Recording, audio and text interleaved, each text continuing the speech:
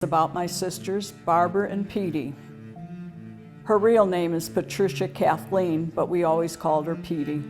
She was tall for her age, 12 plus, but very graceful and pretty.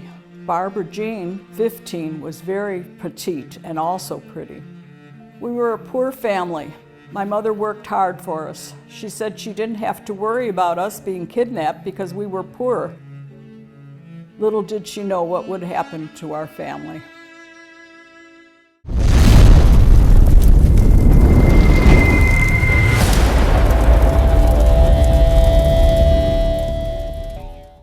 Pada malam 28 Disember 1956, dua pasangan adik-beradik bernama Barbara Grimes, 15 tahun, dan Patricia Grimes, 13 tahun, telah keluar dari rumah mereka menuju ke teater Brighton, Amerika Syarikat untuk menyaksikan tayangan filem berjudul Love Me Tender lakonan bintang Hollywood terkenal iaitu Elvis Presley.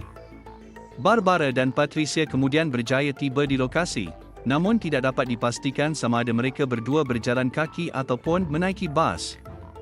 Menjelang tengah malam, Loretta Grimes mula berasa bimbang selepas mendapati Barbara dan Patricia langsung tidak pulang ke rumah pada waktu yang telah mereka janjikan.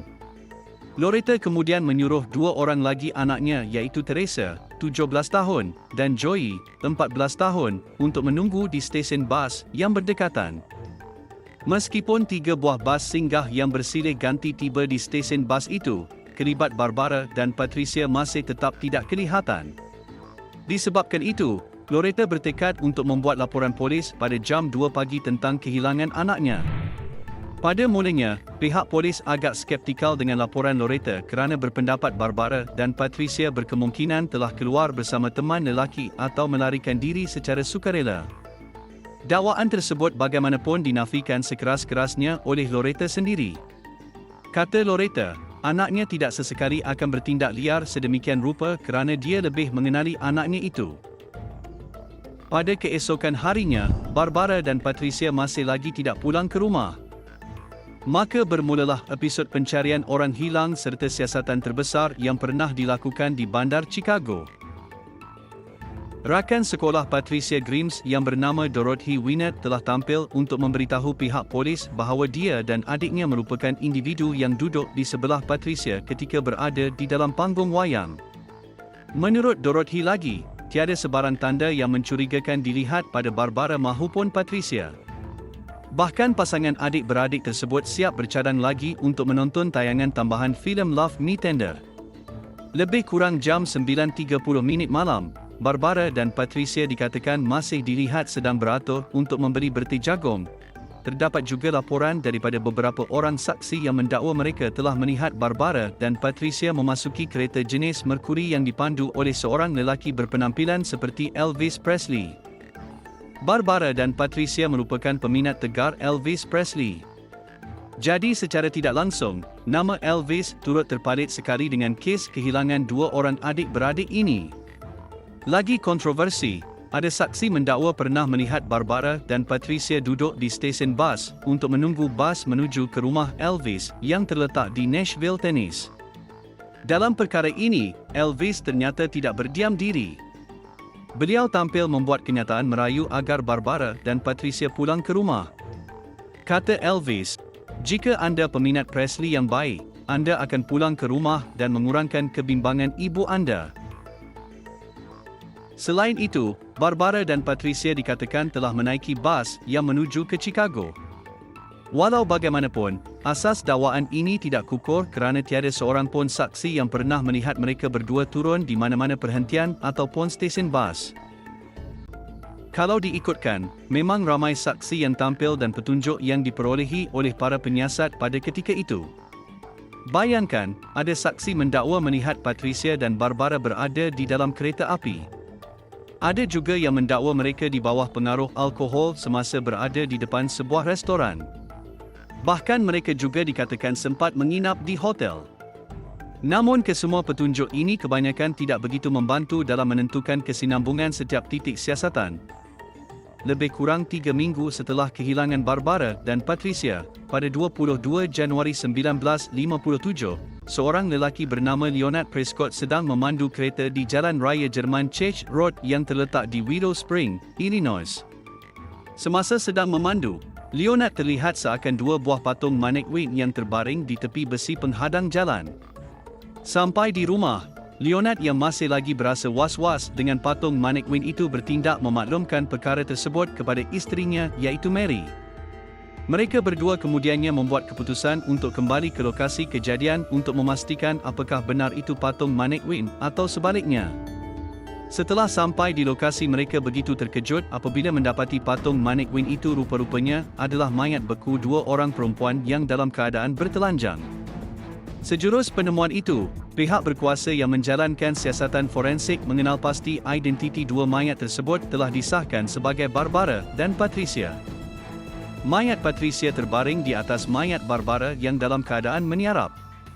Isi muka mayat dua adik-beradik itu juga telah pun hancur akibat dimamah oleh binatang liar. Sejurus berita penemuan mayat Patricia dan Barbara diketahui Loretta, dia yang sangat terkejut hanya mampu berkata, "Kenapa mereka tak mengambil aku dan membiarkan saja anak-anakku hidup?" Kalaulah pihak polis mendengar segala kataku pada malam kejadian, pastinya mereka akan mengetahui cerita yang sebenar setengah jam selepas anakku hilang. Sesi bedah siasat terhadap mayat Barbara dan Patricia telah dijalankan oleh 3 orang pakar forensik yang sangat berpengalaman. Kira-kira selepas 10 jam bedah siasat itu dijalankan, ketiga-tiga pakar forensik tersebut gagal untuk mencapai kata sepakat berhubung kait dengan waktu serta punca sebenar kematian mangsa. Tiada sebarang kesan lebam akibat pukulan, tiada kesan kecederaan, tiada kesan trauma dan lain-lain tanda yang menunjukkan mangsa mati dibunuh.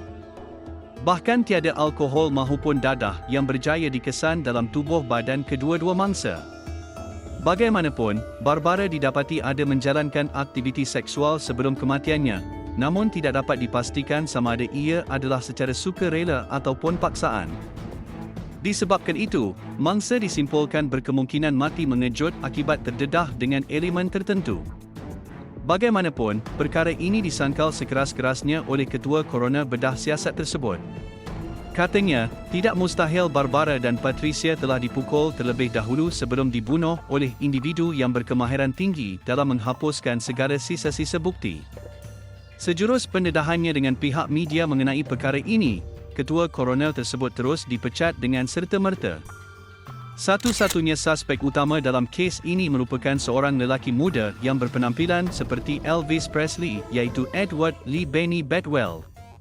Edward dikatakan pernah bersama mangsa di dalam bar dan juga restoran tidak lama selepas mangsa dilaporkan hilang. Sewaktu sesi soal siasat, Edward mengaku dia bersama seorang lagi rakannya telah berparti bersama Barbara dan Patricia sebelum akhirnya meninggalkan mayat mangsa yang bertelanjang di tepi jalan. Namun, keterangan Edward diragui disebabkan dia membuat 3 pengakuan cerita dengan versi yang berbeza-beza. Akhirnya, Edward mengaku jua bahawa kesemua pengakuannya adalah satu pembohongan kerana dia telah diugut, dipukul dan dipaksa oleh pihak polis untuk membuat pengakuan. Bagi menghentikan kesakitan yang dialaminya ketika itu, maka dia pun terpaksa mereka-reka cerita. Selepas siasatan dijalankan, Edward dibebaskan dan tidak pernah lagi dikaitkan dengan kes tersebut. Seorang lagi suspek pula adalah lelaki veteran bernama Walter Kranz yang berusia 53 tahun. Sewaktu tempoh kehilangan mangsa, Walter telah menghubungi pihak polis dan kemudiannya memberitahu bahawa mangsa telah meninggal dunia. Panggilan tersebut yang berjaya dijejaki terus membawa kepada penangkapan Walter. Menerusi keterangan Walter, dia mendapat petunjuk tentang kematian mangsa melalui mimpinya. Walter bagaimanapun dibebaskan selepas mempunyai alibi yang kukuh. Loretta yang masih lagi terkejut dan sukar menerima kejadian yang telah menimpa anaknya itu. Dia malah menerima begitu banyak surat dan panggilan palsu berkenaan dengan kehilangan Barbara dan Patricia. Tidak lama selepas mayat anak-anaknya itu ditemui, Loretta ada menerima panggilan misteri. Pemanggil tersebut mendakwa bahawa dia adalah pembunuh Barbara dan Patricia yang sebenar. Panggilan tersebut bagaimanapun gagal untuk dijejaki. Panggilan misteri kedua yang diterima Loretta pula adalah sejurus selepas daerah Illinois digemparkan dengan kematian remaja perempuan yang bernama Bonnie Lake Scott. Menurut Loretta, suara pemanggil tersebut sangat mirip dengan suara pemanggil misteri pada sebelumnya. Namun panggilan itu juga gagal dikesan dan dijejaki oleh pihak berkuasa.